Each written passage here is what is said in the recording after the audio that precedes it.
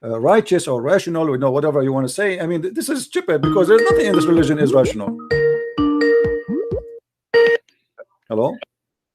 Hi, Christian Prince. Hey, Sarah, how are you? Good, how are you? I'm all right. What do you want to say to us? I have one rational thing that okay, you as a Muslim, you have something rational for us. Give it to us. Go ahead. Islam is the only religion that actually unifies all the other faiths under God. That is a big fat lie, my friend. I'll tell you why, right? That's a big fat lie. Show it to me. Here we go. It's a challenge in front of it. I'm not insulting you. I'm just saying whoever told you that, he lied to you. Show me how Islam unifies all religions under one faith. Go ahead. Well, our understanding is that there have been over 184,000 prophets. It's what? What? There's been over 184,000 prophets. 184,000 prophets. So we believe that all these prophets. Okay, what happened to those prophets? What is their names? I'm telling you the idea behind why I believe Islam is the only unifying religion. So you see, you just said something proving Muhammad to be a liar, my friend, because you just said there's 184,000 prophets, and the Quran says in chapter 14, verse number 4, we never send any messenger except in the language and the tongue of his own people. Do you agree with the Quran or not? Of course. Okay. So who is the Muslim messenger to India who speak the tongue of India? There's more than 400 languages in India alone. I don't know his name. I'm just giving you the general idea. So from all the 400 nation languages ethnic group in India, you could not find me one person? Isn't it weird?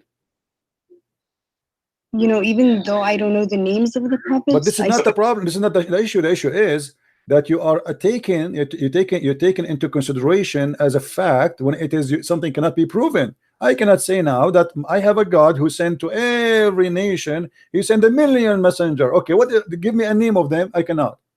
That's mean I'm fabricating a lie. Did the Hindu mention any prophet is a Muslim prophet before? No. Did the Indian from any religion? There's tons of religion in India. Did they mention that? No. What about the Chinese? What about the Japanese? What about the all the Asian nation? Where is those messengers? Nobody heard of them. Did your God Allah he send a messenger to the Indian in America and North America or South America? So this is a big fat lie. This is alone is a proof to us that Islam is a false religion. Secondly, when you say that Allah he sent 184,000 messenger, but yet still he cannot make us Muslims, this means he's a big failure. No, he's not a failure. I'll tell you why. Listen, lady. When he sent 184,000 messenger, did he send books with them? I don't know. Okay, that's mean that you have a God who have a library, and this library have 184,000 book, but only one book the Muslim claim is left on this library. Your God is the worst librarian ever in history. He could not preserve the 184,000 books, and he lost all of them except one. That is the Quran. How we can trust this God to be God? Imagine you have a guy, you give him a key for a building, and he have inside this building 184,000 book, and then we come back after many years, and then we open the building and we find that in this building there's only one book in the shelf. How funny this guardian for the book is. He will spend the rest of his life in jail, and nobody will believe that he lost them. People will believe that he is corrupt and he sold them in the black market. Don't you agree? No. What do you mean no? Where is the 184,000 prophet books? What happened to them? All of them, they're gone. Well, some Jamaicans, they also had a prophet. Oh, the Jamaican, they have a prophet. Okay, what his name? His name was Muhammad? No. They had their religion is called Rastafarian, right? Yeah, Rapso. Yeah. Okay. What does it have to do with Muhammad, with Allah? You see, you are mixing things up. The Jamaican, they believe in voodoo and many crazy stuff. Don't go there. Listen, lady. Is it true that Aisha, she said that your Quran was eaten by a goat? Yeah, I didn't really study hadiths. You know, I study the Quran alone. Okay. I mean, I'm not like as smart as you when it comes to hadith and stuff. So So did I the don't. did the Quran was the Quran a victim of a goat? And the goat I ate the Quran? Okay. Why Allah, He is God, yet He could not stop a goat from eating the book of God? I mean, this is not an army. This is not CIA. This is not a KGB. It's just a poor goat. How the goat ate the book of Allah? well, you know, humans have a part to play too. It's not just God is going to do everything for us. You know, we have to put our. No, but this is not true, because the Quran says that Allah is going to preserve the Quran. That can be a good scenario if your God did not open his mouth and he said, Inna alayna jam'ahu wa Qur'anahu. It is on us to collect the Quran and to recite the Quran. So as long Allah, He is the one who promised that He will collect the Quran, then we cannot accept anyone, to say to us what you said, because He said, I'm going, it's on me. It is on me. Who? Allah. Inna alayna jam'ahu wa Qur'anahu, chapter 75, verse number 17. So you cannot say to me, oh, we have a duty as a human to protect the Quran, because Allah, He confirmed that this is His duty.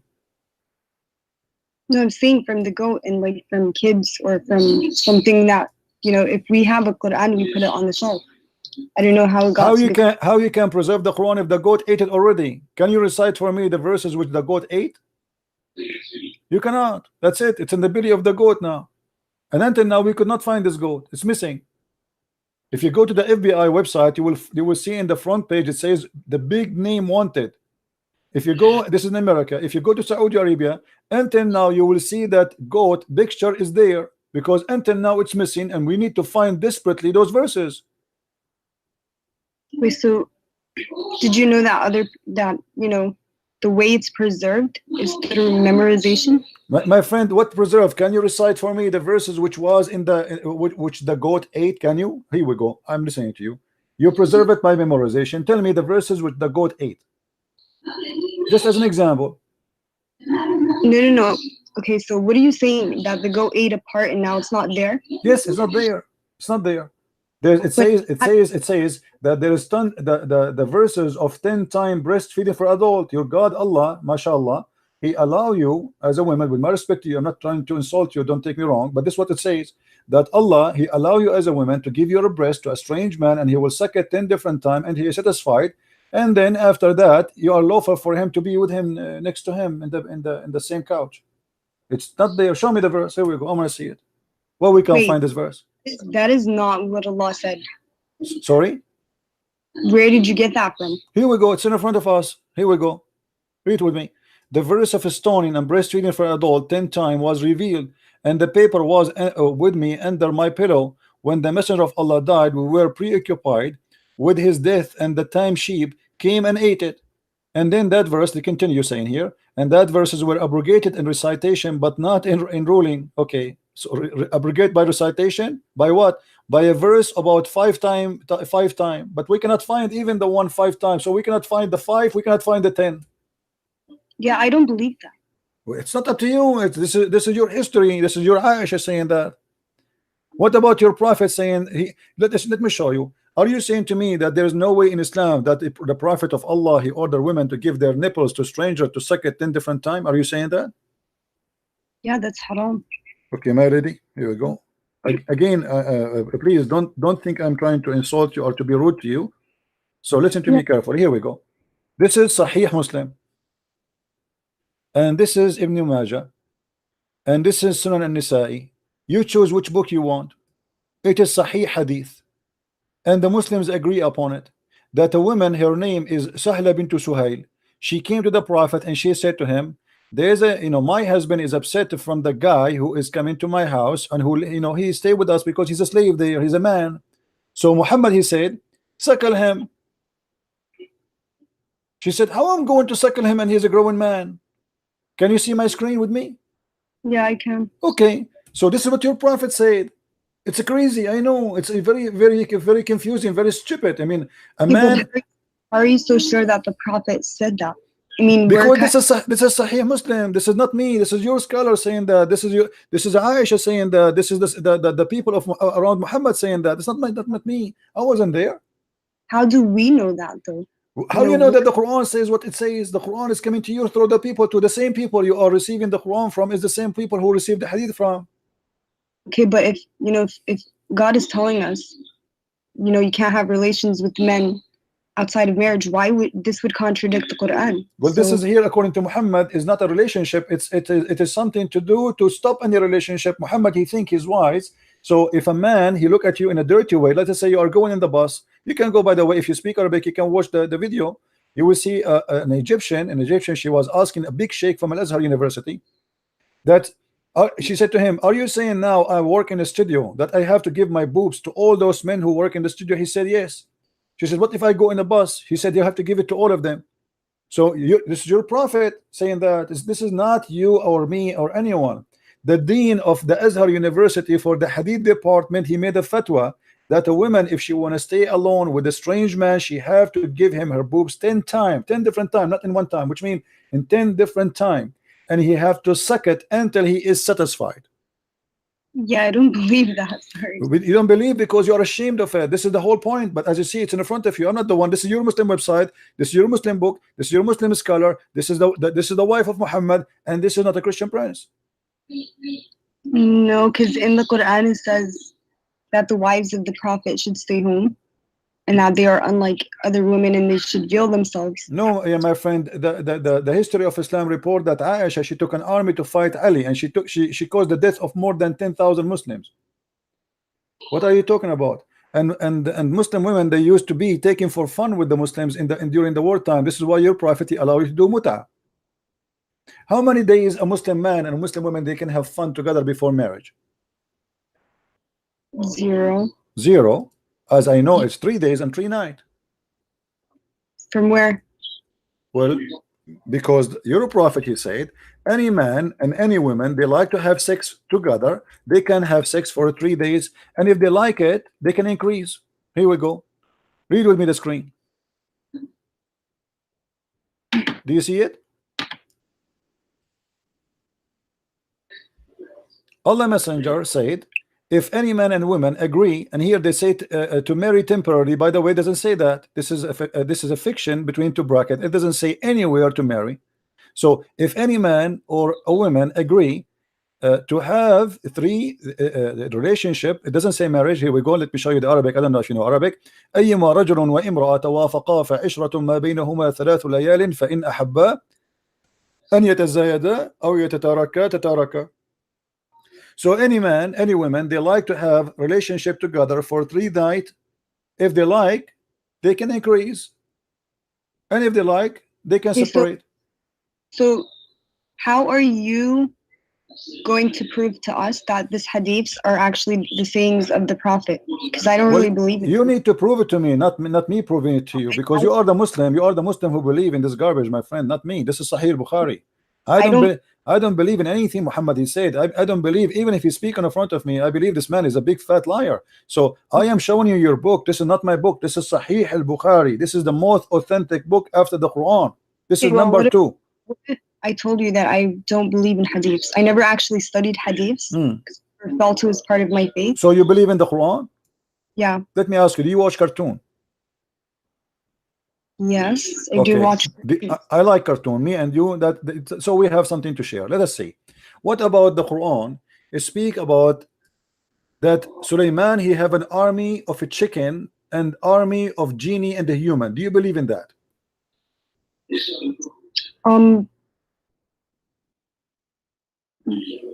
Wait, can you explain that chapter to me? If you go in chapter 27. Verse, you can read it. The whole chapter is very funny. I like it. It's my favorite chapter since I was a kid. I used to read it almost every day, just like, especially when we don't have electricity and there's no cartoon on the TV. So chapter 27 verse number 20. Here we go. Read.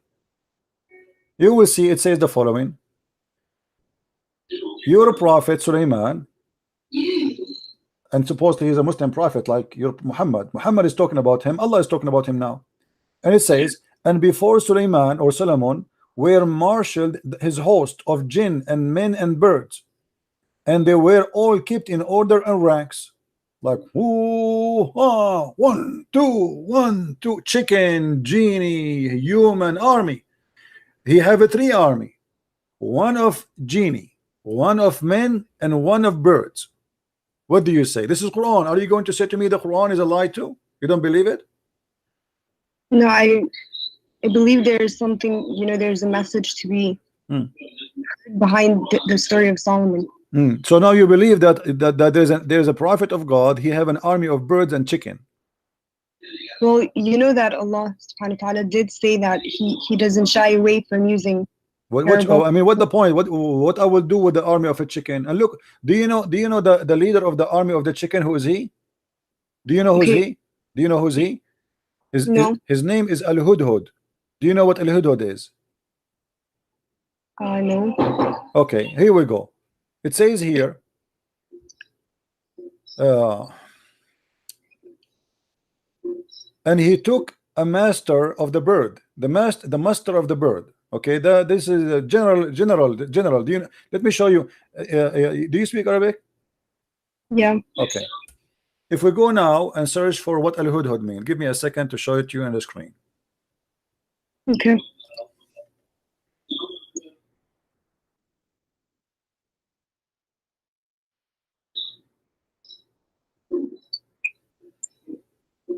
All right, this is Al-Hudhud. Let us put it in the screen. Small, tiny bird. And obviously Muhammad, he chose him to be the general because he have something in his head. It looked like a rank, huh? I mean, it makes sense. So this is Al-Hudhud. There's many pictures of him. I don't know if you get an idea now. Did you get the idea which one we are talking about? No, I can't see the You can't see the screen? Look at the screen. Yeah, all I see is the clouds. Okay, now I see it. Okay, this is the Hudhud. According to your Quran, this is General Hudhud, who is in charge of the army of the birds. What do you think? Your God is telling us a true story, or this is something for cartoon for kids?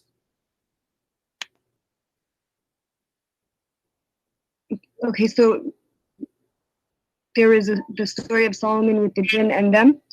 Okay, so let's think about it, right? Let us think about it. Go ahead. We are thinking. Okay, let's go back to the chapter. There's jinn. So what do we know about jinn? We know that they're smokeless. Jinn. What is jinn? Have you ever seen a genie? Yeah, I saw in my dreams the genie before. You saw a genie before? In my dream, though. In your gym? In my dream. On your dream? I saw. You know, I have a friend. He saw a genie in his dream. It was his mother-in-law. I'm not sure what you saw yourself. What do you mean you saw a genie in your dream? What is the genie? What is genie? It's another creation by God. And it's made of smokeless fire. So when I saw it in my dream, I saw the form of the genie, but you can see through it. I saw through it. Is it true that you Muslims believe that genie can have sex with you? Yeah, I don't know about that. What do you mean? I don't know. Come on, be honest with me. You know that. Even there is a Muslim, he opened the door on his wife, he found a fire. With my respect to you, he found the fire in her private part, and he claimed that was the reason, because of the genie he was sleeping with her, because genie is made from fire, correct? I mean, I haven't heard that story. Like, okay. I've never personally experienced anything like that. All right. So now Sulaiman, he have an army of genie. What he did with the army of genie? Okay, so he had maybe, you know, by the permission of God. Yeah, but what he would do with the army of genie and army of chicken? What he would do exactly? He occupy which territory with his genie and chicken?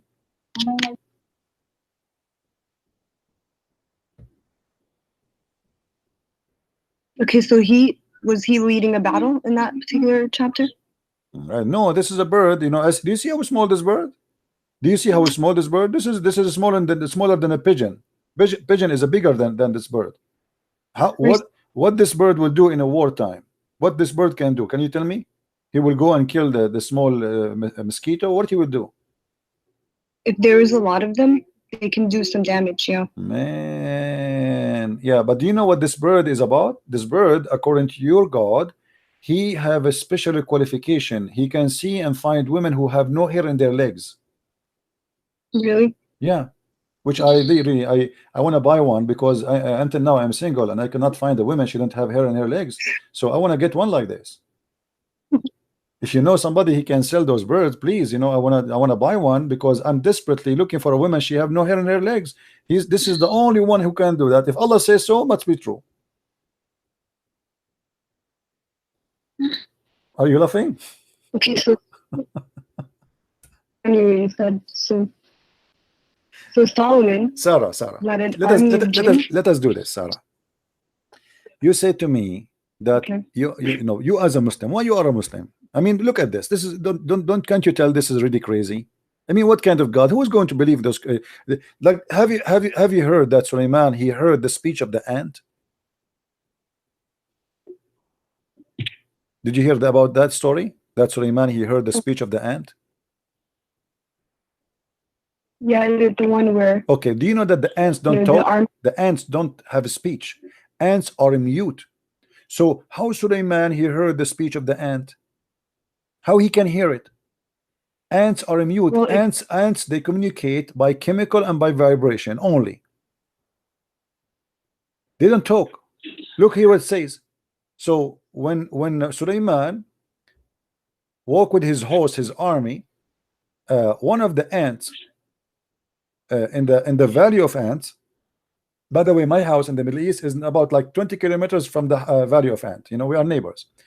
So when he arrived there, one of the ant, when he arrived to the lowly valley of ants, one of the ants said, "O ye ants, get into your habitation, lest Solomon and his host," which mean the army of chicken and the genie, "crush you under his foot without knowing it."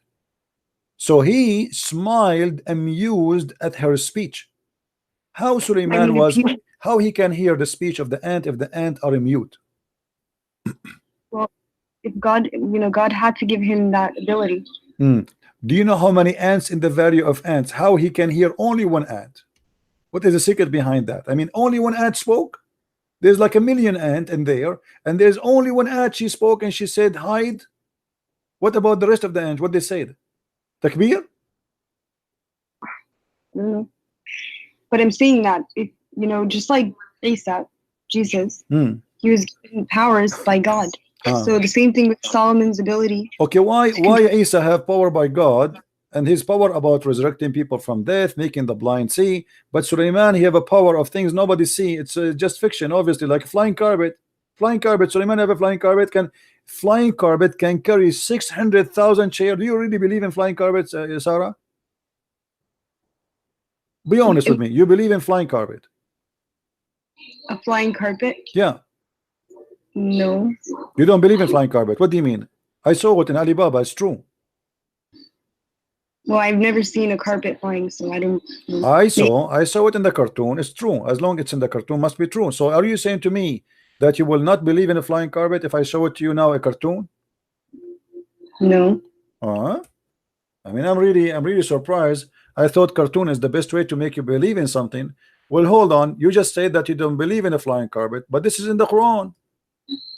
Yeah, but I'm saying that, you know, Allah did tell us that some of the stories are metaphorical, or you know, they're no, those are not metaphorical. Those are not metaphorical. This is about a flying carpet, and we can show you what even your prophet said about them. There's nothing metaphorical. You know, Sulaiman chapter 21 verse number 81. If we go, just to show you, I'm not making things up, I will go to the interpretation to show you what interpretation says. So you will see that Christian Prince, he have nothing to say from his own. Okay, let us go.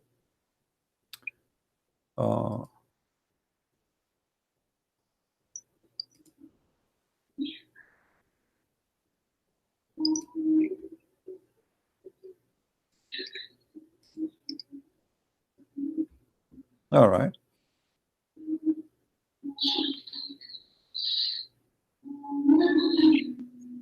Here we go. And to Sulaiman we subjected the wind strongly. Ragging means We subjected a strong wind to Sulaiman. Tajri bi amri, he running from his command towards the land which he blessed, meaning the land of Asham. Okay, let us see what does that mean. And if everything, we are all knower, Allah saying, he had a mat made of wood. Who had that carpet? Sulaiman. Made of what? Made of wood, which he would place all the equipment of his kingship, horses, camels, tents, and troops, and then he would command the wind to carry it, and he would go which means the wind go underneath it and would carry him aloft, shading him and protecting him from the heat. So Sulaiman now he flying with the flying carpet, and he put all his kingdom, the whole kingdom is a flying. This is not a Boeing 777. This is bigger, 600,000 chair only. This is chairs, plus all the animals, plus all the chickens, plus all the elephant, all the horses, all the war equipment, everything in the top of the flying carpet. And then in the top of him, there's the birds who fly to keep him in shade. And you know what birds do when they fly in the top of you? They will shower you with poo-poo. You know that, right, Sarah? Yeah. Okay. So Sulaiman, now we can imagine how much he is covered by poo-poo. The poo-poo is all over him. He have like 1 million birds in the top of him. So until he reach wherever he wanted to go in a land. So what your Quran teaching us, that Sulaiman, when he wanna go, let us say from Jerusalem, he wanna go to Los Angeles. What he do? He say, the flying carpet come.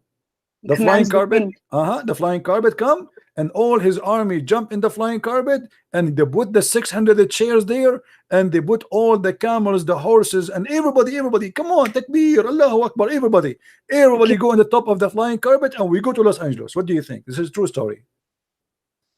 So I think that the message of that story is that God gives powers to whom he wills. You know, so for Solomon, it would be the control of, you know, the wind, the jinn. What else did he do? So you really believe in the flying carpet? I remember just 5 minutes ago when you told me you don't believe in flying carpet. Now you are saying you believe in the flying carpet. Told you okay, so the message of it is that God gives powers to whom he wills. Yeah, but this is not power. This is flying carpet, my friend. This is not power. This is a flying carpet. What power? This is a flying carpet. Do you really believe in flying carpet? Do you believe that there is somebody can fly with his kingdom? We fly in airplanes today. I bet you. But airplane is not a flying carpet. There's an engine and there is etc. and cannot carry 600,000 chairs. 600,000 chairs is bigger than a city. Yeah, but we're capable of building an airplane, and no one knew that before. Hold on, but there is a huge difference between this and that. You know, this is a flying carpet. You order it by order. Hey, flying carpet, the flying carpet carry you, and all the kingdom is carried. This cannot be true. Why the Jews? Why the book of the Jews, the Bible, did not mention the flying carpet of Sulaiman? I mean, why they are hiding it? What do you think? Do you think the Jews, they saw it in auction? They cut it apart and they sell it. Why the Jews in their holy book did not tell us about the carpet of Sulaiman?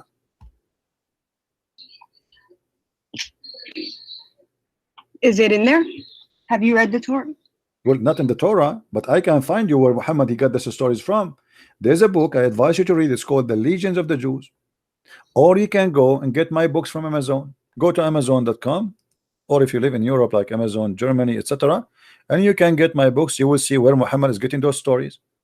Muhammad is copying a story from the Legions of the Jews, which is not a true. It's just a fiction. The Jews, they used to tell it to their kids about the glory of Solomon, the glory of David, the glory of their rabbis, the glory of their kings. It's a fiction story. Muhammad, he took it, he put it in his Quran, and he said, this is from my God, this is a true story.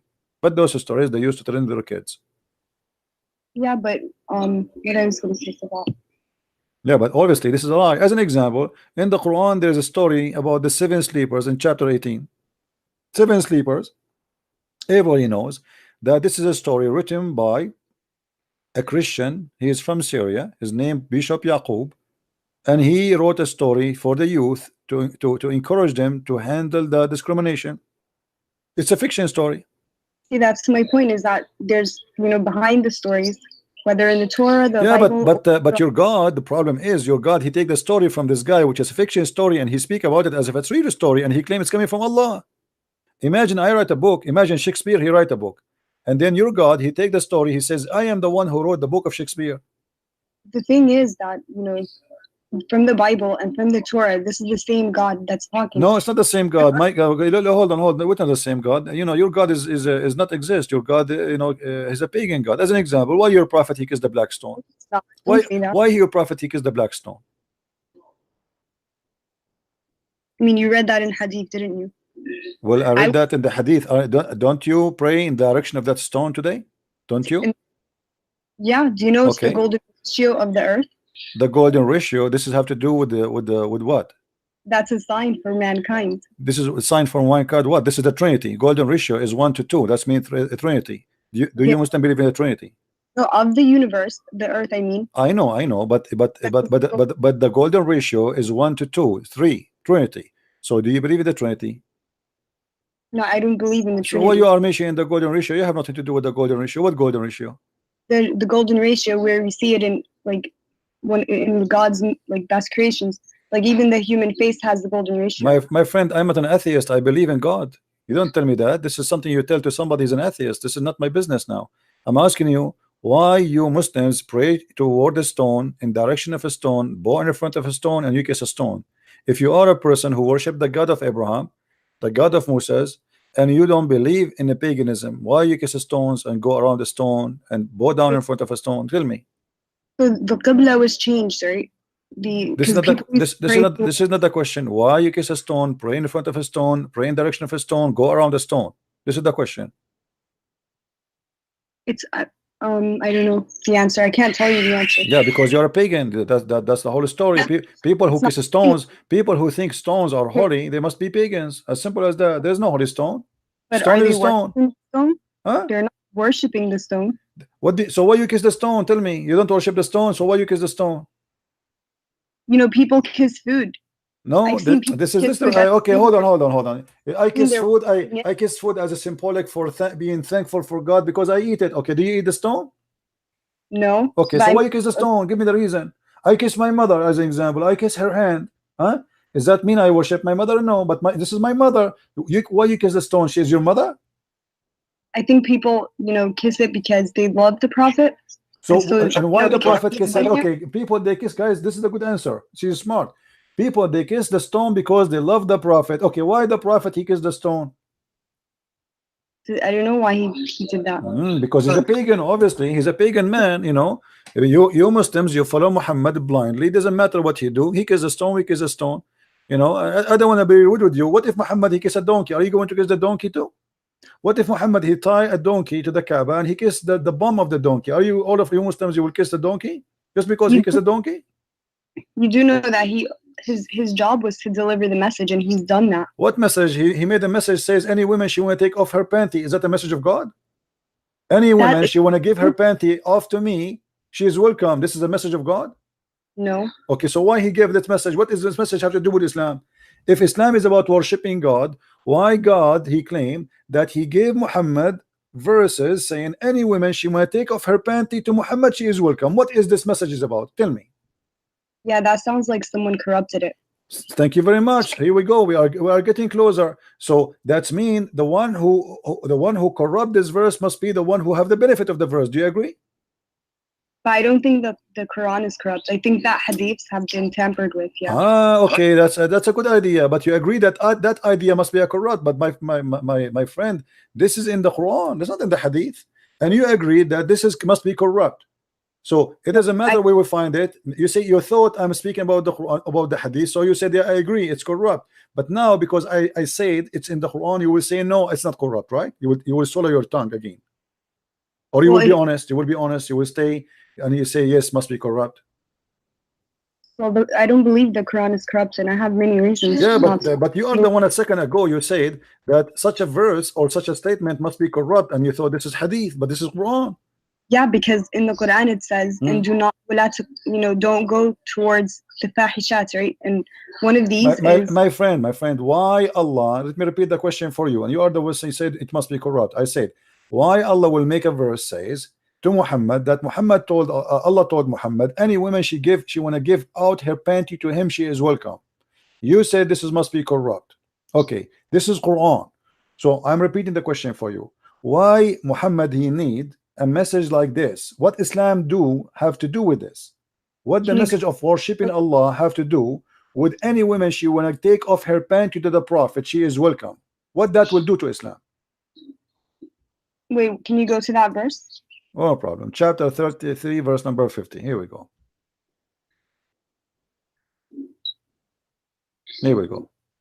And this is only a privilege to Muhammad. Only a privilege to Muhammad. Any believing woman and any believing woman who dictate her panty to the Prophet. If the Prophet wished to with her, actually it doesn't say, it says to sleep with her. And this is only for thee, not for the believer. Isn't it obvious that this is a corrupt verse made by the corrupt man Muhammad for the benefit of Muhammad? Who is the only one who get the benefit of this privilege? Muhammad. It's like making a fake insurance policy. The first thing the police will investigate is the one who get the benefit from this policy. If somebody kills somebody and this body he is going to inherit the policy of, let's say, life insurance, then the police the first thing they try to check is the one who get the benefit of the insurance, because he's the one who get the benefit. Who is the one who get the benefit here in this verse? Muhammad. Any believing woman she want to give her panty to the Prophet. Why God? What Islam have to do with this message? What Allah have to do with this message? That any woman she can give her panty to the Prophet. I think that says so. What do you mean God so? Why God want to say so? This is the question. What this have to do with Islam? I want to be a Muslim. Okay, and now God is saying any woman, including my wife, my daughter, she want to take off her panty, put her legs up to the Prophet. What is that? That's not what it says. This is what it says. Any woman she can give her to the Prophet. And not only that, Muhammad, hold on. After that, Muhammad, he started receiving ugly women. They want to sleep with him. And Muhammad, he look at them, they are disgusting. So look what he did. He made the verse right after it. He says, "Thou mayst defer who, the one who turn away from him, or the one who choose." So Muhammad, he can, okay, let us say you come to him, you don't like how you look like, maybe you're older. So he say, okay, this is too much, too many women, they are coming to sleep with me. So what I will do now? So he made a verse says that Allah told me I might choose and I might delay the one later. So Muhammad here is giving himself more excuse to use and abuse women, because there's many ugly women, they start coming to Muhammad, and the reason they want to sleep with him, because if they sleep with Muhammad, they will be considered as women of Muhammad, and that means they will have a free food forever, they will have a retirement plan, they will have respect of the believers, because that's it. They are excuse my language, they are the bitches of Muhammad. You see the gangs, they say, like, excuse my language, I don't want to use a bad word, but you should respect the dead. I mean, let them rest in peace. I'm not respecting him. This guy, obviously he is. I'm not talking about your dad. What your dad? Talking about your Muhammad. You called the females the B word. This is what it says. This is about those are the whores of Muhammad. They are not his wives. They are offering themselves for sex. Not true. If somebody's offering themselves for marriage, that's completely. This is not marriage. This is not marriage. Muhammad, he have 13 women already. Name for me one woman she offered herself to Muhammad. She became his wife. Go ahead. Do your best. I'm listening. Yes, they married for tribal. No. Listen to me carefully. Those women who offered themselves, name for me one of them. She became his wife. None. Does it even name the females in the Quran? None of them, none of those, because they are not considered all the females. There's no limit. It's a privilege for the Prophet only. So Muhammad is looking for women to take off their panty. It doesn't matter who they are. But Muhammad already have 13 wives. Why he need more? Right now you're interpreting it from your perspective, right? I am not giving interpretation. I am not. Here we go. It's in front of you. You give an interpretation. Lady, do you see it says any believing women? Did you see any believing women who like to dictate her not her soul? It says nafsaha in Arabic, which means this is about sex. This is about sleeping with him. Nafsaha, her soul. Yes. Yes. So what he will get from her? What he will get from this woman? Sex. Okay, name for me one woman she dictated herself to Muhammad and she became his wife. Look, so any believing woman who dedicates her soul to the Prophet. To do what? Prophet to wishes do what? To do what to him? Exactly. What she would do? to wed her. What the service he want from her? What with her? Okay, so if he's traveling and women are, want to marry him, they're also gonna, be pushing the message. So he's gonna give. Lady, do you see where it says here? Yastankihuha. Yastankihuha is a continuous verse, and you speak Arabic, don't you? Okay, so is it continue? Is it continue? Yes or no? Am I lying? It's ing to f her. This is not to marry her. You marry only once. Okay, not so why does it say if the prophet wishes to wed her? What does that mean? What is with her? There's no with her here. Same time, name for me one woman of those women who offered themselves. He with her. He slept with her, yes, but not even one of them became his wife. Otherwise, name one for me. Go ahead. What does wed mean then? Marry. But there's no marry here. It's the word is just tankiha. Yankahu in Arabic mean to f, the f word. The word marriage in Arabic is zawaj. You speak Arabic like me. تزوج تزوجنا تزوجوا زوج يزوج تزويجا يستنكحوا. This is nikah, the actual verb of the sex of the f word. Okay, so, and nikah in Arabic means marriage. No, let me show you. Here we go. I will show you from your Islamic website what is the nikah mean. Give me a second. Here we go. We don't make things up, lady. We don't. Everything we say we prove.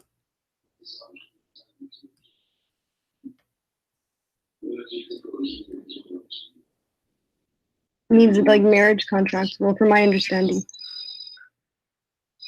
Okay. Let us see.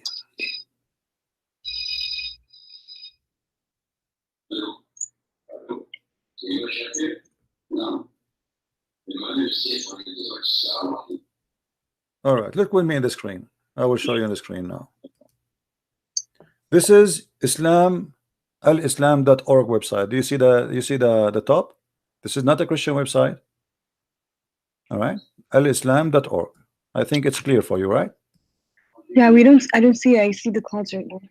Okay, do you see it now? Maybe it take time to come to you. Do you see it now? No, not yet. Okay, it will take maybe a second. So this is alislam.org. This is your Islamic website, and it says it clearly that the word nikah literally mean intercourse. Okay, so read with me carefully. In Islam, marriage is not restricted of a platonic relationship between a husband and wife, nor it is solely for procreation. The Islamic term of marriage is nikah. You see it? Literally means sexual intercourse. So marriage is about that. Are you sure you're saying? I'm not saying that. It's you who's saying that. There's no marriage in Islam. You don't use the word marriage. You say the F word. We as an Arab Christian, we use the word zawaj. You as a Muslim, you use nikah, the F word. What is marriage? So this is the same word is in the Arabic Quran. It says just tankiha, which means to do intercourse with her. Thank you very much. Okay. So any Muslim woman, she want to do intercourse with the Prophet. Why? Okay, but within marriage. Though. Why? Well, there's no marriage. What marriage? I just told you, give me one woman. She gave herself as a gift to the Prophet to yastankihuha. She became his wife. Give me one. You cannot. There's none. He slept with many women, but there's none of them became his wife because it was just for fun.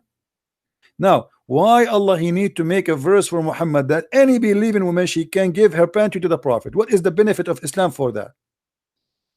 Muhammad already is not a single man. You see, if Muhammad was a single man and he's trying to find Muhammad a woman to marry him, I will say, okay, the guy he is trying to find a woman to marry him, to be with him.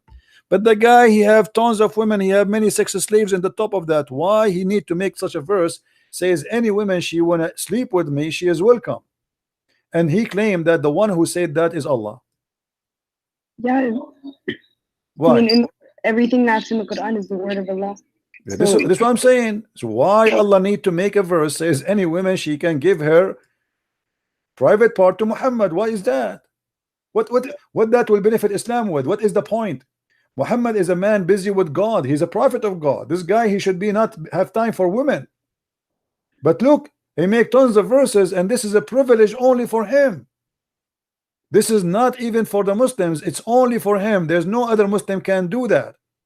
Isn't it obvious that this is Muhammad? He himself is a corrupt man and he's fabricating words that he claimed that God he gave it to him. I mean, so I don't know why Allah would tell him to do that, but I can only guess. So Yeah, guess. Okay, guess. Let us see. Guess. Go ahead. And I'm listening. Why? Guess why? Why Allah gave him that privilege? I guess to entertainment. You think Muhammad is bored at that time? There's no 4K TV, and he cannot watch porn. So Muhammad, he wanted some women to take off their panty for him. No, I don't think that's it. So what the reason? What the reason? He had many wives already. So what the reason? That's one of the guesses that we could assume. Okay, so this is a right guess then. It said because you accept it. Okay, what else? Or it could be that, you know, to build relations, like to network in a way. Network relation by women only. This guy, he want to build relationship in the network, guys. He want to open many Facebook with many women, and they take off their panty for. What does this have to do with relationship? Do you know how important women are? Like they play such a huge role when it comes to communities. Aren't you the one who told me a second ago that women, they have to stay at home? And now you are saying to me they place a great place in society. What society? Those are believing women already. They are believing women, so they are Muslims. He's not even converting them. They are believing women. They want to take off their panty to the Prophet to do what? Entertainment. Obviously, it's about sex. There's nothing else. Does it say he want to spread Islam with them? He want to do what he would do? The only thing is he's going to F them. As simple as that.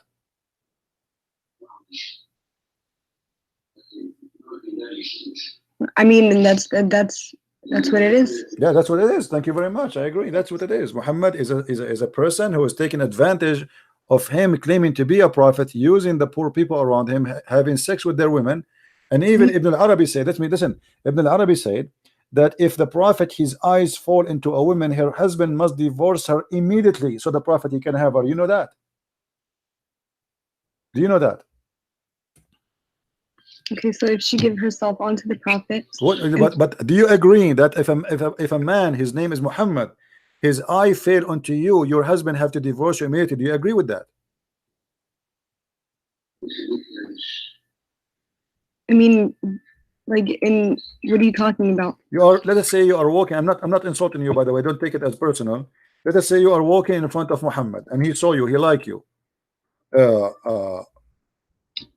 According to Islam, if his eyes fail onto you, which means he saw you, he like you, your husband, he have to divorce you immediately so Muhammad can sleep with you. Do you agree with that?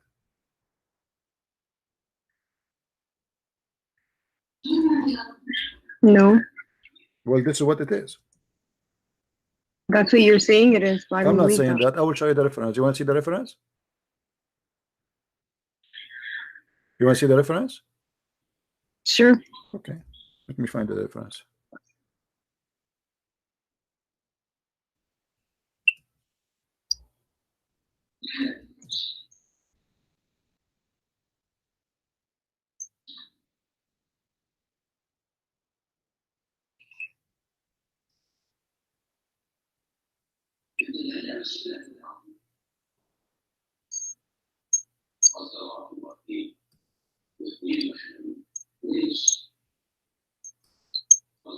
Let's see.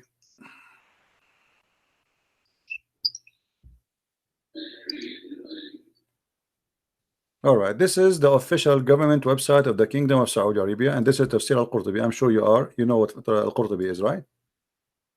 No. You do not know what al-Qurtubi is? He's a big scholar in Islam. Anyway, this is the Saudi Kingdom, the Saudi Arabia Kingdom website. All right, very well-known website. This is Tafsir al-Qurtubi, and here Ibn al-Arabi is speaking about the privilege of the Prophet, and he is saying there's 16 of them. All of them, or most of them, is about women and sex with women or with money. Look what he say here.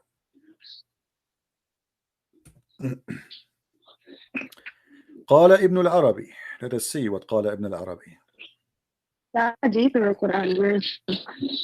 This is Quran interpretation for that verse. Read. You know Arabic, that will make it a lot easier for me. Do you see in front of you on the screen the Arabic? Do you see it, Sarah? Do you see the Arabic? I see it. Okay, does it say إذا وقع بصره على امرأة وجب على زوجها طلاقها وحل له نكاحها? How disgusting that is. You just said you don't accept that. If Muhammad, he look at you and he like you, your husband must divorce you immediately. So the prophet, he can, with my respect to you, he can sleep with you. What do you say? Interpretation or? Sorry, say again. I lost you. What you said?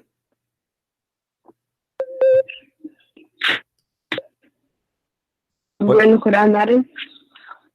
This is the interpretation for the Quran. It says it clearly that if the Prophet of Allah, his eyes fall into a woman, her husband, he must immediately divorce the woman so the Prophet, he can F her immediately. Why? I know, but can you tell me which chapter in the Quran that is, so I can read it for myself? This is the same chapter we are talking about, lady. I know you are not listening to me. This is the same chapter. Listen, this is the same chapter, chapter 33, verse number 50, and this is Tafsir al-Qurtubi, and this is the official government website of the Kingdom of Saudi Arabia. Let me show you the banner, so you will see I'm not making things up. This is Tafsir al-Qurtubi, and here I will show you the Saudi Arabia banner address. Here we go. All right. Do you see it? Do you see the screen? Quran.ksu.education.edu.sa, Saudi Arabia. This is a government official website of the Kingdom of Saudi Arabia, and this is Tafsir al-Qurtubi. And this is what your Islamic cult teach. This is cannot be a prophet. This is a scumbag.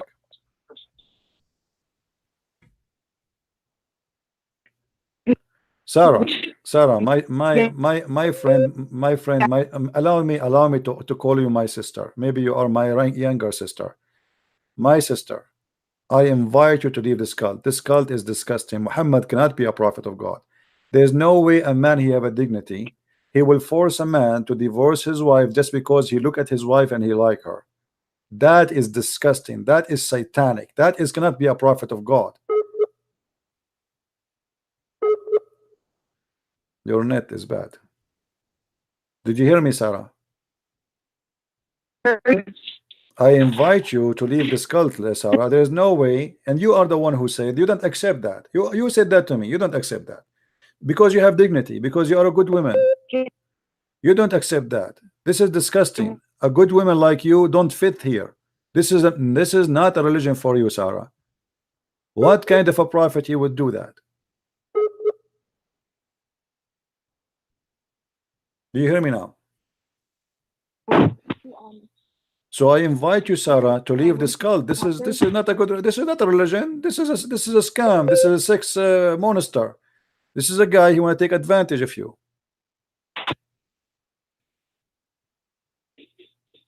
Did you decide to leave Islam, Sarah, or not yet? Did you decide to leave Islam? Say yes. Leave this cult. This is satanic. It's obvious. Go and follow the holy Jesus, the holy name. Follow the holy Christ who never commit a sin. Why in the world you want to follow such a man and you ignore the best of the best, the Messiah, the Messiah, the best of everyone? There's no one like him. Why you want to follow a man like this? What kind of a man? This guy is not even qualified to work a gardener for you. You don't even trust him to be in your house. Your husband will not even trust him to be alone with you. Sure, he was known as trustworthy. Say again what? One who is trusted. Say again what? He was known as an Amin. What Amin? This is Amin. Did you hear the story of your prophet? He went to his own son and he flirted with the wife when she's married to him. What Amin? Amin means trustworthy. Muhammad, he went to Zainab. He went to Zainab. Listen, what Amin? Muhammad, he went to Zainab when the husband was not there and he flirted with Zainab and he said to her, praise be to Allah, the one who made my heart flip for you. This is trustworthy. What kind of trustworthy? Imagine I go to visit you and I am your father-in-law, and then when I see you, I flirt with you, and then you tell your husband, and then I take you from your husband, and then I sleep with you. This is the trustworthy? Take care, Sarah. Take care. Take care. Muhammad is trustworthy. If this is trustworthy, what trust garbage is?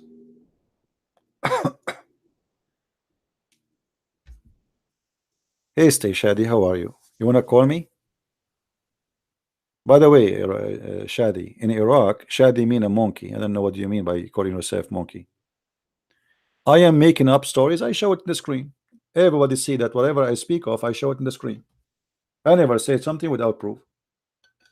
Challenge me. She speak Arabic and she saw it and she read it.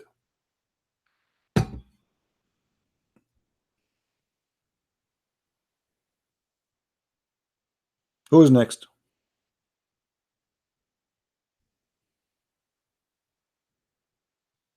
Who's next? Who want to prove to me that Muhammad is anything to be even qualified to work in the post office? Muhammad is not qualified to work in the post office because we cannot trust him to deliver the letters. He will open them, he will steal what is inside, especially if it's pictures for women. If you work for Amazon, there's no delivery for lingerie ever will arrive to any woman in the world. He will open the boxes, he will sniff the panties, and he will keep them at home.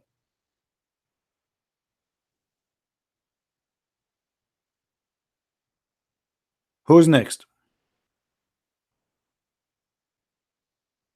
I am the Christian prince, and none of you Muslims dare to debate me. You see, I was speaking to this girl, very nice, very kind, and I'm going down to her level. Show me that you can do better. Who is a Muslim can do better?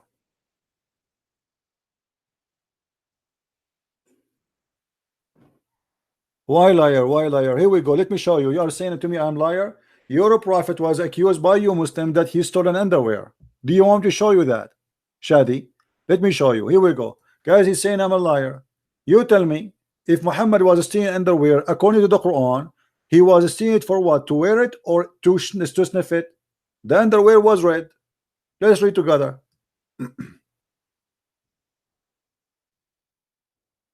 Even the chapter number is a miracle. Chapter 3, verse number 161. Let us go to the interpretation. I'm lying, right? Okay. Let us see.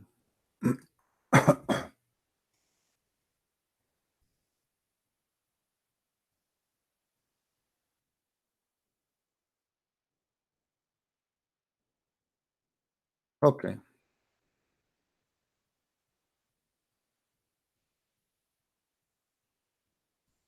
Read with me and laugh. Let us see who's lying. And as you see, those are your Islamic books, not mine. Your prophet was an underwear thief. And now you tell me he was doing what with it?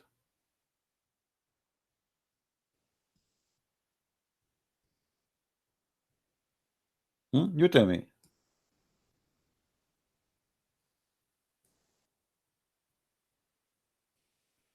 Here we go. When some red velvet cloth went missing in the day of Badr, some people began to say, perhaps the prophet took it. Do you see it? The Muslims are fighting over what they stole. This is already a theft. The attack of Badr is the Muslims attacking people, attacking caravan, attacking money of people. They are thieves, and now they are fighting over a piece of a clothing which is a bikini.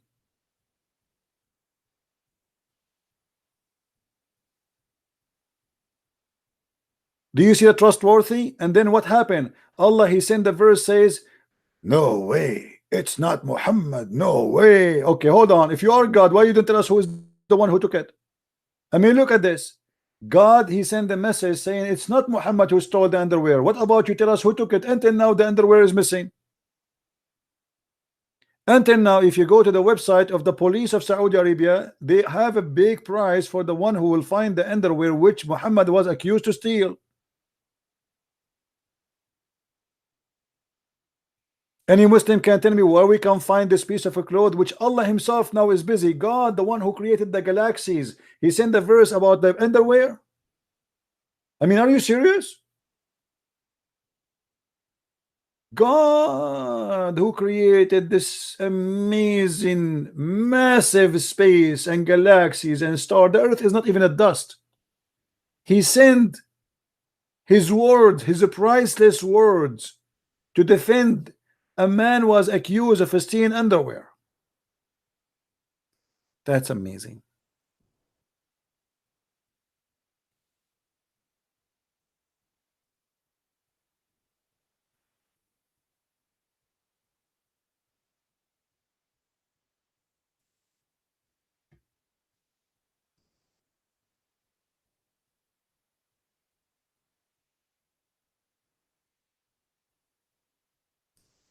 Any Muslim?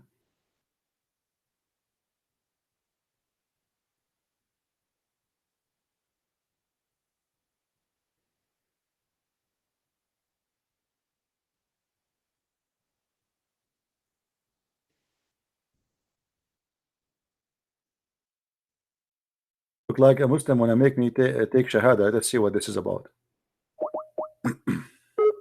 Take Shahada, you're right.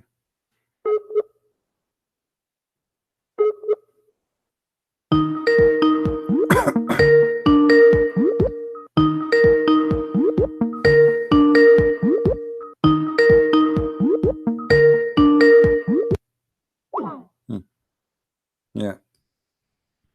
Potatoes.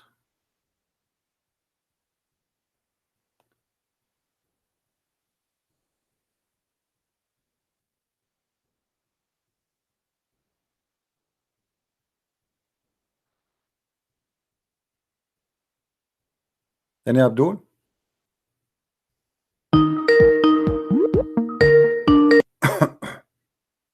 Hello. Yes. This is Gigi. How are you? Hey Gigi, how are you? I'm fine. I'm good. Listen, I don't want to debate you because I'm not a debater. But you are a And I Muslim, can right? admit- You are a Muslim, right? La la, I'm talking. Let me just finish what I'm telling you. Oh la la, okay. La la means no. You know that Oh, now. okay, all right. Okay, so I'm not a debater, and I'm not going to debate you. What you would debate me I'm about not. if you aren't a Muslim? But- I have nothing to debate about with you. Yeah. La la. Let me talk. Let me talk. But my friend, who is a very knowledgeable Muslim, who can debate you sitting in a car with nothing, wants to debate you, and you refuse to do that on Facebook Live. I don't understand why. What you Facebook? Can't debate anywhere. I don't do broadcast on Facebook. I do it here. All my people listening are here. Why he don't come here? Why you don't call me in Skype? Well, you do not need to go anywhere. What about call me in Skype? He can do live in Skype in YouTube in Facebook. He can do it in Facebook. But the reason why you don't want to do that is because you don't want to leave your stuff. Your copy and paste stuff? And all like this. What stuff? What copy? I have to show my reference on the screen. Hold on. I have to show my reference. Is it about talking or about proving? Is it about talking or proving? I have to show the reference on the screen. Why don't you show your face? Facebook hold on. Is Facebook is internet or it's not? I thought you weren't rude. You are rude. You are rude. You are saying you are accusing me. I cannot leave my place. Who are you? What do you know about me? What place? What place? Do you want me to sit with him in his car? Why want to go to his car? Do we have a date? I didn't say go to his car. So where I will go? Where I will go? You're being, see, you don't know what you're talking Where I will about, go? Where I will go to debate him? Tell me where I will go to. Where Gigi? Where I will go to debate him? Tell me where I will go to debate him. Go ahead. You can go. You have a page on Facebook and filled with lies and rude and crazy stuff about Islam. I'm a Christian before. I know. Listen. I know what you're doing. Let us prove who is the liar. Prove to me one lie I said in Facebook. Go ahead. Prove to you. I don't have to prove anything. You have to prove it because when you say somebody is lying, you have to prove him a liar. Aren't you the one saying to me that there's a guy he can get you busted? Listen. You both of you are a piece of garbage because if you are truthful in what you are saying, what I'm talking about. Yes, you are a piece of garbage because if you are not, you will not accuse me of lies, but you cannot prove it. When you accuse somebody of lies, when you accuse, I don't respect you. I don't respect you. Get lost. I don't respect you when you cannot prove me to be a liar. When you say to somebody you are a liar, and I say to you, Show me one lie I said. You said I don't have to prove it. That's because you are a scumbag. How stupid are you?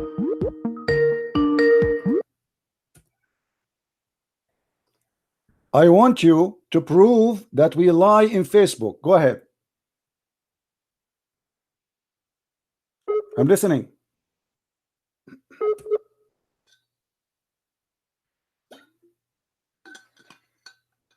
Are you there?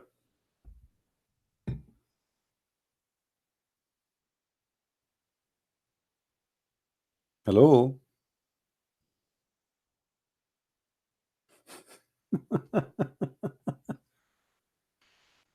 Just go. When you have better internet, call me. Who is a Muslim? You have the courage to call me.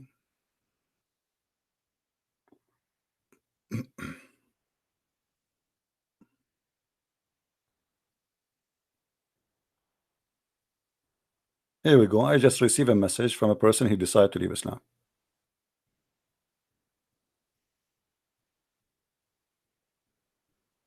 I will not show all his name. I will show a part of his message.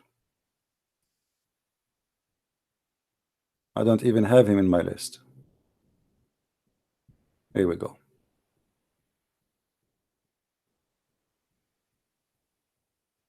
Do you see it?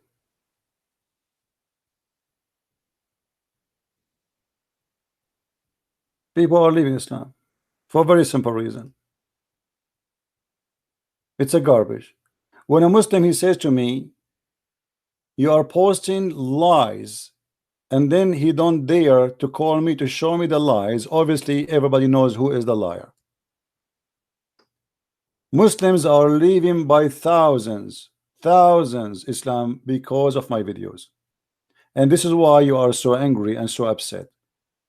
You say he's lying, but you cannot show where is my lies. Then who is the liar?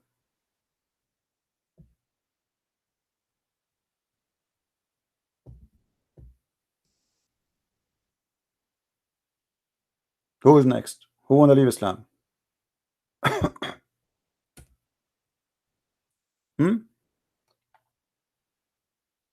Who is next? Who is a Muslim want to call me and show me that I am lying?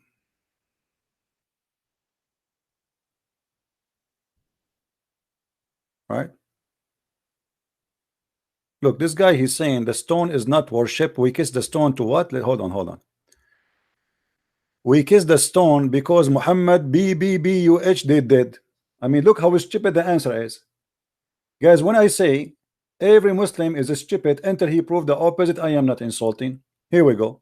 We kiss the stone because Muhammad BBBUH he kiss it. Okay, why he kiss it? Why he kiss it? Hello. Hello. Yes. Hello, CP. Yes, my friend, I hear you. I was talking to you earlier about what's it called? The justification for things done in the past, like whether in the Quran or the Bible. Yeah, but this is not the time. I want to take a Muslim calls. They are trying to call me. Please go ahead. Don't call me for now. Let us see what the Muslims want to say.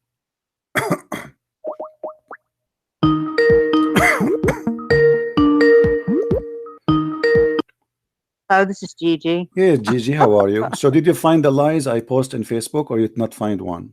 Okay, listen 1 second before you go any further. You apologize to me for calling me garbage. I'm not garbage. I didn't say you were garbage. You said I'm lying. You said I'm lying.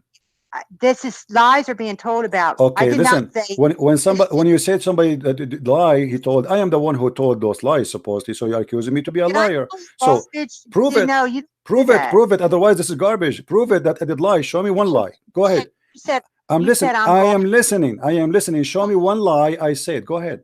I don't talk with somebody that disrespects me and calls me garbage. You are the one who accused me to be a liar. You are disrespecting me. Now you have to prove me to be a liar. Otherwise, you are not a decent woman. Saying on Facebook about Prophet Muhammad, peace be upon him, is lies, and you know they're lies. Show me one. Show me one. Which one?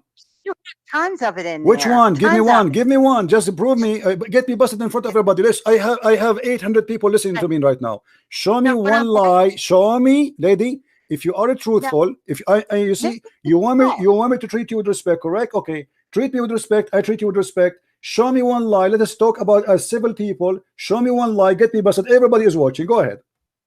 All right, you can put on your showboat and stuff. That doesn't work with me or your 800 viewers. I'm just telling you. You are just telling me nothing because you cannot show me one lie. Why you are saying I am posting lies, but yet you cannot point your finger at one? What's wrong with you? Something wrong with you. Otherwise, either you are lying or I'm lying. So why you don't show? I am showing you. I'm giving you opportunity in the front of 800 people to show them that I am a liar. Name for me one lie. Listen to how he's running, everybody. 800 people out there listening to him. He refuses to come on Facebook and debate. I am in Facebook, you idiot. Are you a donkey or what? Because I post in Facebook each time I go live. So if your friend is a man, he can call me in Skype. What the difference between Facebook and here? As long you can call me, why he cannot call me? As long you can call me, and you are a stupid woman who do not know anything about Islam, why he don't dare to call me if he is knowledgeable? If you are the stupid one, yet you can call me and you know how to use Skype and you know how to use Facebook. Why your stupid boyfriend? Why your stupid boyfriend? He don't call me. What's wrong with him? Boyfriend. He's a brother of mine. What a brother? There's no brother in Islam. There's no brother. A woman and man in Islam. Muhammad, he said, if woman and male and female they are together, the third is the devil. Do you agree or not? Sick. You have a sick mind. You are the sick. You're a prophet. He said. You're a prophet. He said. Any woman she want to give her panty to the prophet, he have to give it to him right away. Do you agree or not? Really? Yes, really. Yes, really. I can't believe you have one person that listens to you. I have right now. I have right now 775 people. You believe it or not?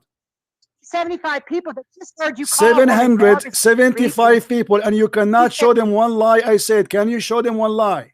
Refuse to come on Facebook. I am not refusing. I am in Facebook already, you donkey. I am in Facebook. I am in Facebook. I post my video in Facebook, which means he can call me here. Doesn't matter where I am. This is internet.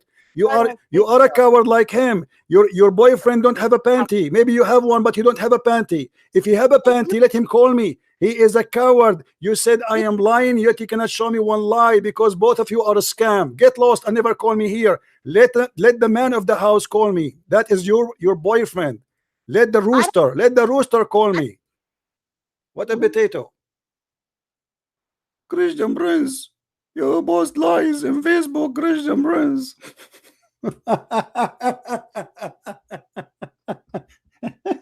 Okay, what is the lie I posted in Facebook? Can you show me one?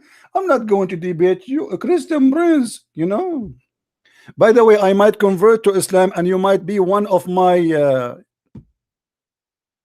4 roommates. You must be stupid to believe in Islam.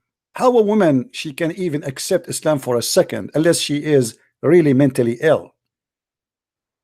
How a woman, she can agree that a man, he can beat her as if she is a goat unless she is mentally ill. This is your Quran. Let us see what Islam says about you women who is a Muslim.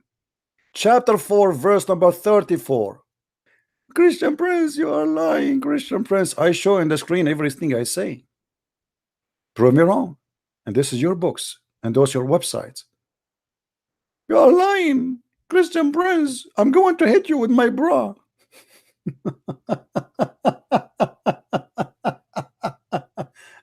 Oh boy. Here we go. This is your Islamic books. This is how stupid the Quran is, and this is how filthy this book is. Do you see it? Scourge them. If you suspect that your wife, she might be in a stage of going to be disobedient, she is not even disobedient yet. You jail them in their rooms. You scream at them. And you scourge them. But don't be exaggerating. How we can scourge our women? The hadith explained that. Muhammad in the hadith, he said, beat them until you make their skin greener than their clothes. This is accepted in Islam, and let us prove that. Liar, huh? My boyfriend, he is very knowledgeable.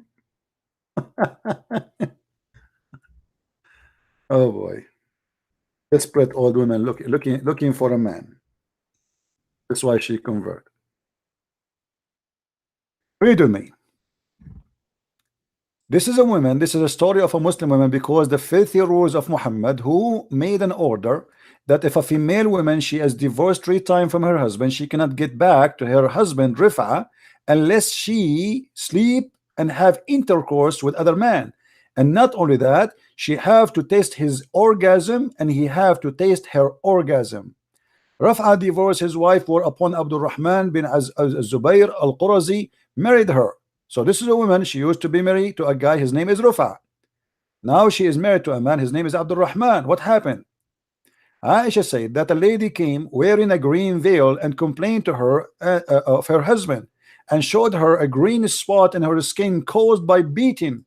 It was the habit of ladies to support each other. You see, they are saying to you, she is not supporting her because she's right. No, she's supporting her because they are women supporting each other. So when Allah Messenger came, Aisha said, I have not seen any suffering women women suffering as much as a believing women. So Aisha here confirmed that a Muslim woman, she is the worst in life. She have no good life. She is suffering the worst. Who is witnessing for that? Aisha.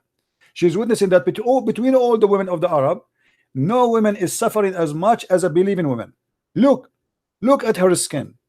Her skin is greener than her clothes. Her skin, this is not, they say to us, you beat her light beating, right? Look at this. This is light beating. Her skin is greener than her clothes. When Abdurrahman here heard that his wife had gone to the Prophet, he came with his 2 sons from other wife. And she said, by Allah, I have done no wrong to him. He is impotent and he is useless to me like this, which means his penis is not working. Look how filthy the society, look how disgusting those people are. Holding, showing the fringe of her garment. Abu Abdul Rahman said, by Allah, O Messenger of Allah, she told a lie. I'm very, very strong. I can satisfy her. What is enough? What is next? Maybe he's going to hold his private part and he will do it live. I'm very strong. I can satisfy her, but she is disobedient and she want to go back to Rifa. Aha, now we know what's happening. This woman, she married this man because the filthy Muhammad, the mad Muhammad, the crazy Muhammad, he made a rule that if a woman, she divorced her husband, or a man divorced his wife, sorry, 3 times, she cannot get back to him unless she marry a new husband and he F her. And he tastes her juice and she tastes his juice, which is orgasm. And then and only then she can go back to the husband. So now this woman, she married this new man, but she don't want to sleep with him. She wants him to get back as a tool to get back to the previous husband. So look what happened. Allah Messenger said to her, if that is your intention, then know that it's unlawful for you to remarry Rafa unless Abdul Rahman, he tastes your juice. You see in the translation they say until he has sexual relationship. What kind of religion making a rule that a woman, she cannot go back to her husband unless she goes sleep with the new man, and that man, he have to test her orgasm and she have to test his orgasm حتى يذوق عسيلتك until he tastes your orgasm. This is a prophet of God. And not only that, the man, he did beat the hell of his wife, and then Muhammad, he sponsor him by beating your wife. It's lawful for you. Did Muhammad say why you beat your wife? No. He was against the women, and he judged for the man that he's right. He said to her, if this is your attention, you should know it's not lawful for you. And as you see, Muhammad is taking the side of the man perfectly. So we beat the women, we make her skin greener than her clothes. And yet they say to me, you are lying. Where is my lies? I'm showing you everything I say, and this is the reference. Prove me wrong.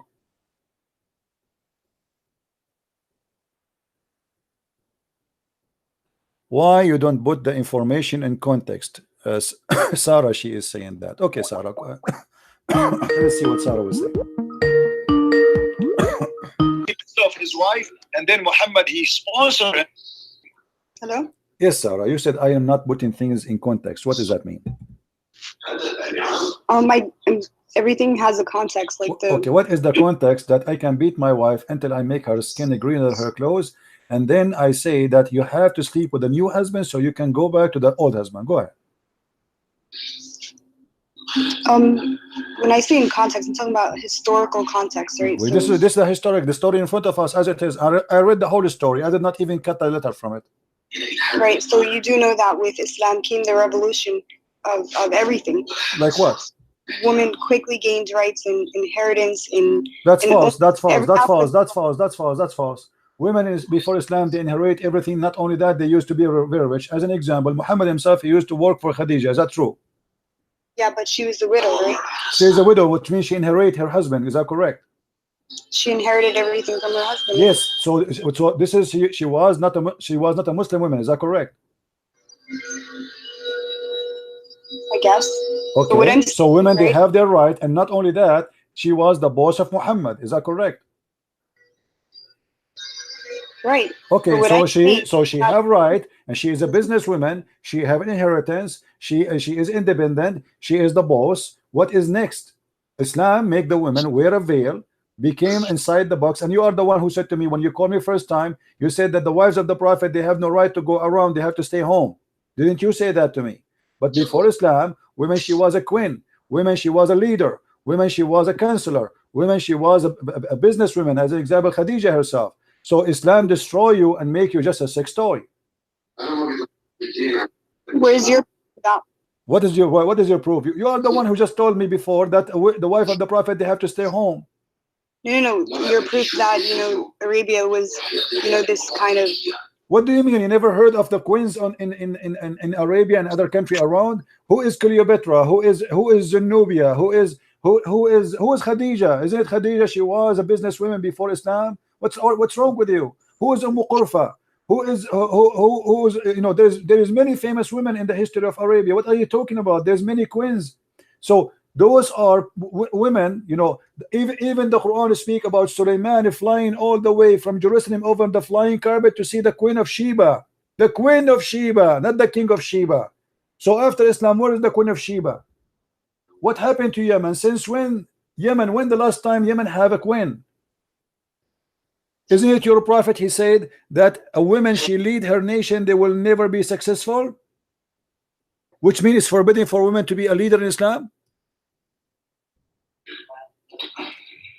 Okay, so what I'm talking about is from a legal perspective, right? So legal, yeah. You said to me that Islam gave the women a right. Islam took all the right from women. Islam made the women a sex toy. As you see here, Muhammad is forcing the women to sleep with the man. She don't want him. Obviously, this is rape.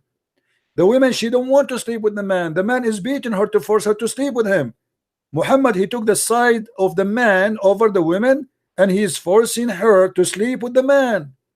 Where's the right?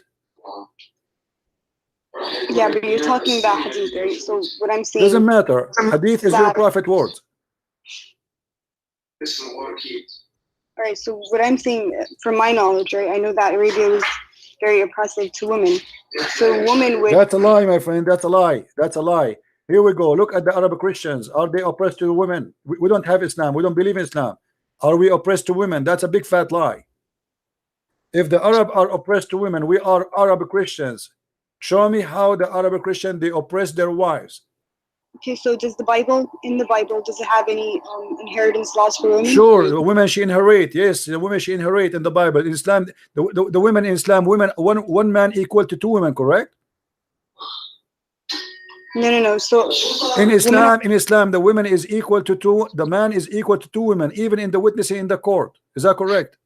No. What do you mean no? It's not correct. Oh boy. So women and men are equal in goodness in front of God, in front of Allah's eyes. They are equal. However, men are given daraja, meaning that they have a step above women. Lady, I don't know what's wrong. I don't know what are you talking about. Here we go. Let us see. Let us see. You said no, right? You said women they don't have right as the men. Let us see. Let us see. Can you put the TV down, please?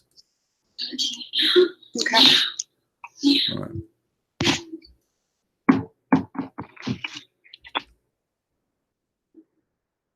All right. Let us go to the Quran and see what the Quran says about women. You said it's not true that women she don't inherit equal to the man. I don't know what kind of Islam you are learning, but obviously you have nothing. You have no idea what are you talking about. If we go in the Quran, we will find the following.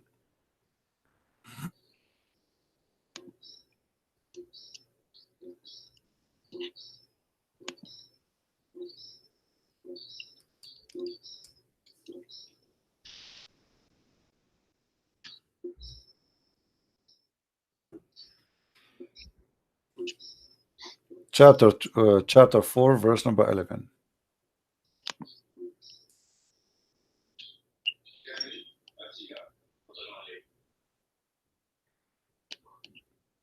Do you see the verse? Yeah. Okay. Does it say that one male is equal to two females? In terms of inheritance, yeah.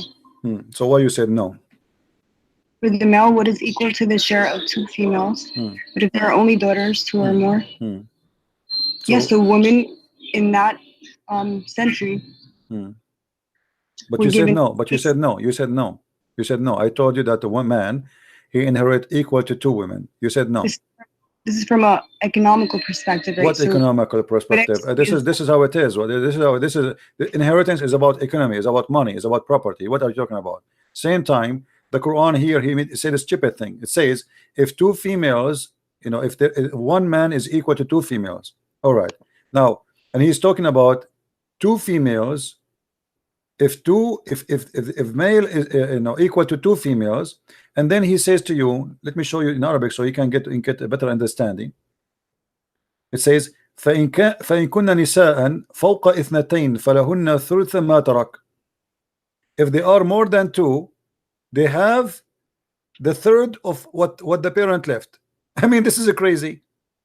Because this is impossible. Mathematically, this is impossible. I will give you an example.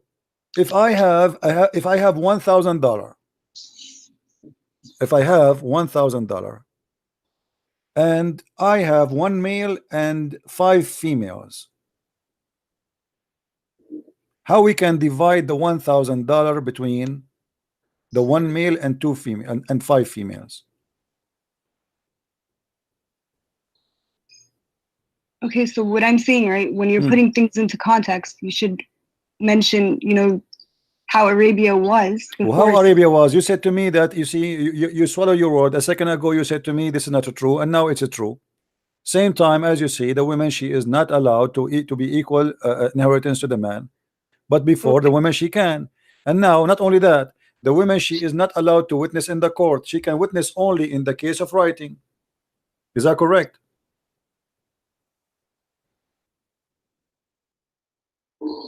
Is this in the Quran? This is in the Quran, yeah. All right, so from my knowledge, right? So why the woman she cannot witness in the court in the case of murder? You tell me why.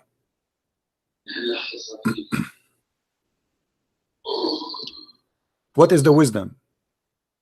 Where is that in the Quran? The Quran make it clear that women they can witness only in the case of borrowing money. As simple as that.